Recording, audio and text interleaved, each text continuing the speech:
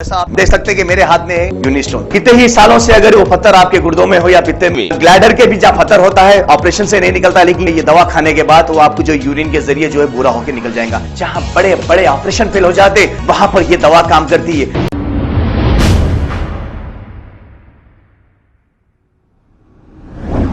अस्सलाम वालेकुम नाजरीन, 7H न्यूज सच को रखे आपके आगे। Telangana Congress minority chairman senior leader Shaikh Abdullah Sohail ने कांग्रेस पार्टी को बाय बाय कह दिया है, यानी कि कांग्रेस पार्टी को इस्तीफा दे दिया है।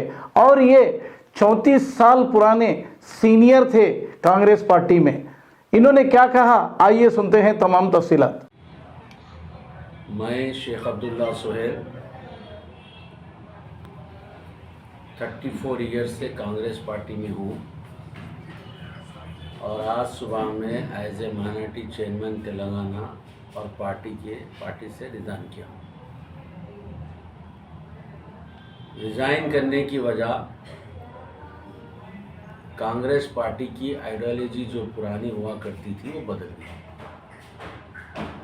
अब कांग्रेस पार्टी में वर्कर की ज़रूरत नहीं है, काम करने वाले की ज़रूरत नहीं है, मेहनत करने वाले की ज़रूरत नहीं है। कांग्रेस पार्टी के जो पॉलिसीज़ है वो डोर टू डोर ले आके बताने वालों की ज़रूरत नहीं है।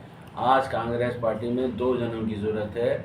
जिसको टिकट जल्दी मिल जाता वो है एक पैसे वाले की, और दूसरे बीजेपी आरएसएस का उसका बैकग्राउंड होना चाहिए। हम इतने साल पार्टी में रहने के बाद, 2 साल ये पीसीसी प्रेसिडेंट के साथ रहने के बाद हम ये नहीं समझ पाए कि इनके इरादे क्या है।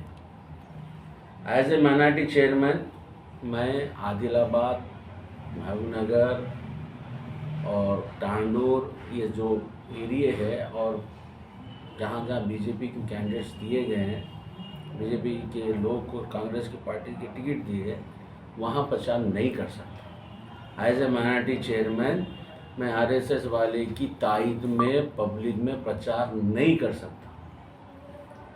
आदिलाबाद का जो कैंडिडेट है जिसको दिए, आज हमारे वहाँ से एस्पिरेंट साजिद खान थे और बहुत अच्छे वर्कर थे, डीसीसी प्रेसिडेंट थे, बहुत मेहनत किए, मगर एज ए मुसलमान उनको टिकट नहीं दिया गया। तो ठीक है, वहाँ एक सुजाता बोल के हिंदू लीडर भी थे, उनको भी दे सकते थे, मगर उनको भी नहीं दिया।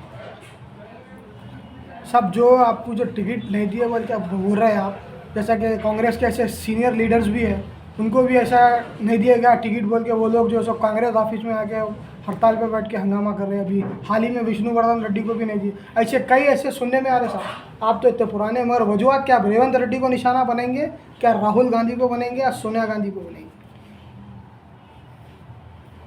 देखिए, पार्टी का जो उसूल होता है वो ये है कि जो वर्कर काम करने वाला है और जिसका सर्वे में नाम आता उसको टिकट दी जाती। मगर हमारे पास एक पीसीसी प्रेसिडेंट ऐसा आया है कि उन्हें जो है ख़रीद के पीसीसी प्रेसिडेंट बना और टिकटा बेच के मुनाफा कमा लिया। ठीक है, जहाँ मुनाफा नहीं कमा सकते वहाँ बीजेपी कैंडिडेट को टिकट देके उसकी फितरत जो आरएसएस की जुड़ी हुई है उसको मुकम्मिल कर लिया।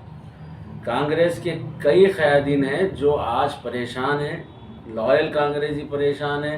कांग्रेस की जो सोच और कांग्रेस की आइडियोलॉजी को जो पसंद करता उन्हें परेशान है। बाकी सब माल बिक गया, बिकती है कांग्रेस, खरीदने वाला चाहिए का माल हो गया। साहब आपका फैसला, जो सडन जो फैसला लिया अब इतने साल से रेवंत रेड्डी टीपीसीसी जो कांग्रेस के सदर वो चला रहे थे, आपका जो फैसला आज जो लेने का रीज़न मतलब क्या है साहब? अरे इतना जब से बोल रहा हूँ, क्या बोल रहा हूँ मैं? है ना, सडन आप फैसला लिए तो वही समझ में नहीं आ रहा। नहीं आया क्या साहब। बोल रहा हूँ? मैं आपको ये बता रहा हूँ कि बीजेपी वाले को टिकट देने से मैं एज ए माइनॉरिटी चेयरमैन मैं कैसा प्रचार करूँगा ये बताइए आप। मैं उनका प्रचार कैसा करूँगा? राहुल जी मोहब्बत की दुकान पूरी कंट्री में खोलते बोल रहे, मगर तेलंगाना की मोहब्बत की दुकान की चाबी आरएसएस के एजेंट को दे दिए।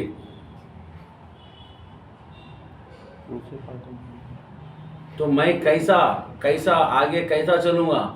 जो आदिलाबाद के मुसलमानों को जला देना बोला उसको टिकट दिए, तो उसके साथ मैं जाके मुसलमानों को क्या बोलूँगा, वोट डालो बोल, कैसा बोलूँगा, कैसा बोलूँगा मैं? नेक्स्ट ऑप्शन क्या सोचे साहब, आप कोसी पार्टी ज्वाइन करना सोचे या कुछ? देखिए, अब अभी आप एक सवाल करें, हाफिज बोले कि आप एकदम अचानक रिज़ाइन करें, बिल्कुल अचानक रिज़ाइन करें। सुबह की नमाज़ पढ़े, अल्लाह से दुआ करे, अल्लाह जो फ़ैसला ले रहा हूँ उसमें मेरी मदद फरमा, मेरे फ़ैसला में आसानी फरमा। बल्कि हम फ़ैसला लिए, हमारे किसी भी लोग हमारे साथ वहाँ से आए, ये हमारे सिराज भाई है बोनपल्ली से आए, और बहुत सारे लोग सुबह से आए जा रहे हैं, किसी को नहीं मालूम मैं रिज़ाइन कर रहा हूँ। मेरी तकलीफ़ मैं पेपर पे बयान करा, मैं रिज़ाइन कर दिया। आज मैं रिज़ाइन करने के बाद सबको मालूम है। वजह ये है कि मेरा ज़मीर ज़िंदा है, मैं ऐसे लोगों के साथ काम नहीं कर सकता जो मेरी कौम को लगातार गालियां देते थे। वो मेरी पार्टी में आके, मेरे घर में आके, अब मिसाल ऐसा हो गई कि तुम्हारे घर में किराएदार आके तुमको गाली देगा, तुम्हारे को घर खाली कर रहा, बात वैसी होगी। तो मैं ऐसा मतलब इतना मेरा ज़मीर नहीं मरा, अल्लाह मेरे ज़मीर को, मेरे ईमान को सलामत रखे। मैं ऐसे लोगों के लिए काम नहीं कर सकता, इसलिए मैं अपना रिज़ाइन दिया। नेक्स्ट ऑप्शन क्या रहेगा? देखो, मैं कांग्रेस पार्टी छोड़ा बॉस, सियासत नहीं छोड़ा। 35 ईयर से सियासत करता हूँ, यहाँ बच्चे थे, मैं 35 ईयर से सियासत कर रहा हूँ, कांग्रेस पार्टी में हूँ। तो मैं कांग्रेस पार्टी छोड़ा, सियासत नहीं छोड़ा। मैं हमारे लोगों से मशवरा करके 2 रोज़ में डिसाइड करूँगा क्या करना है। Okay sir, thank you sir. ऐसा आप देख सकते हैं कि मेरे हाथ में यूनिस्टोन, कितने ही सालों से अगर वो पत्थर आपके गुर्दों में हो या पित्ते में, ग्लैडर के भी जहाँ पत्थर होता है, ऑपरेशन से नहीं निकलता, लेकिन ये दवा खाने के बाद वो आपको जो यूरिन के जरिए जो है बुरा होकर निकल जाएगा। जहाँ बड़े बड़े ऑपरेशन फेल हो जाते, वहां पर ये दवा काम करती है। गुर्दे और पित्ते की पथरी ये प्रोडक्ट से गल जाती है, फिर दोबारा पथरी फॉर्म होने नहीं देती, और इसमें कोई साइड इफेक्ट भी नहीं है। R&S यूनानी pharmacy, first floor opposite Canara bank, Bahadurpura, x road, Hyderabad. खबर है शहर की, खबर है गाँव की, खबर है सारी दुनिया की। 7H न्यूज पसंद आए तो लाइक कीजिए, शेयर कीजिए और सब्सक्राइब करना ना भूले। 7H news.